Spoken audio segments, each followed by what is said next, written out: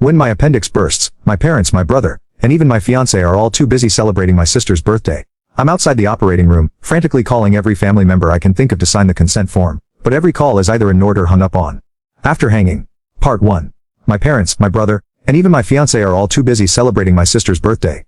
I'm outside the operating room, frantically calling every family member I can think of to sign the consent form, but every call is either ignored or hung up on. After hanging up on me, my fiancé, Joel Bram, texts back. Sophie, stop being dramatic. It's Yvette's 18th birthday today. Whatever it is, can wait until after the party. I quietly set my phone down and signed the consent form myself. It's the 99th time they've chosen Yvette Norton, my sister, over me. This time I choose not to care. I'll stop letting their favoritism hurt me. Instead, I'll do everything they ask of me without complaint. They'll all think I've finally learned to be obedient, and they'll never realize that I'm preparing to leave them for good. I stayed in the hospital for 3 days, and for those 3 days, my phone stayed silent. I didn't receive a single call from my family. I didn't call anyone either. I didn't scroll through their Instagram feeds like I used to, trying to keep up with every little update in their lives. Instead, I just quietly rested in my hospital bed and dragged my weak body around for check-ups and payments. Even on the day I was discharged, I didn't tell a soul. I simply packed my own things, endured the pain in my abdomen, and slowly made my way home. When I pushed the door open, the laughter inside the house abruptly stopped. Everyone was gathered in the living room. My fiancé, Joel, was sitting beside Yvette with his arm casually draped around her shoulders.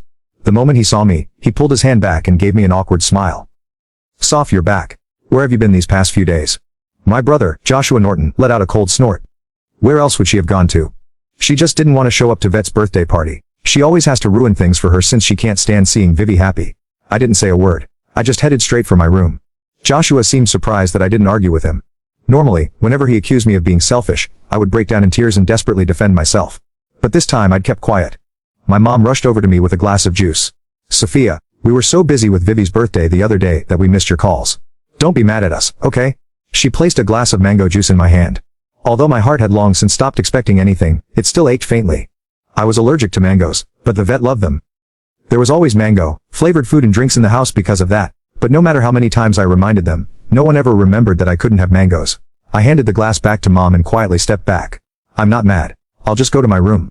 Just as I turned around, a loud noise came from the living room. Dad abruptly stood up and slammed his hand on the table.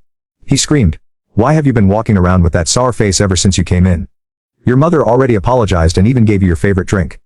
What's with that attitude? It looks like we've spoiled you too much." My heart twisted, and even breathing hurt. Tears blurred my vision, but I still lifted the glass from Mom's hand and drank it all in one go. I then gently set the empty glass down and wiped away my tears. I calmly looked at Dad. "Vet's the one who likes mangoes. I'm allergic to them. But it doesn't matter, I already drank it all. Can I go to my room now?" "Sophia, why didn't you say something earlier?"